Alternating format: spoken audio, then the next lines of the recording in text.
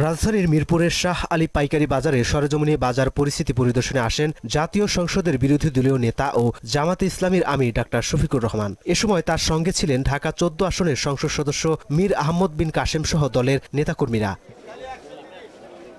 এ সময় তিনি ব্যবসায়ীদের সঙ্গে কথা বলেন এবং নানা অভিযোগ ও সমস্যার কথা শোনেন। 1 লাখ টাকা ভাড়া আছে, 90,000 টাকা ভাড়া আছে, 60,000 টাকা ভাড়া আছে।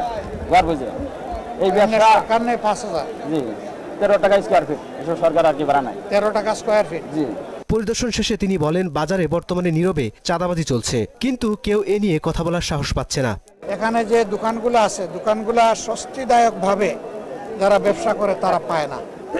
এখানেও দখলদারিত্ব আছে, এখানেও নীরব চাঁদাবাজি আছে, কিন্তু মুখ ফুটে কেউ কথা বলতে চায় না।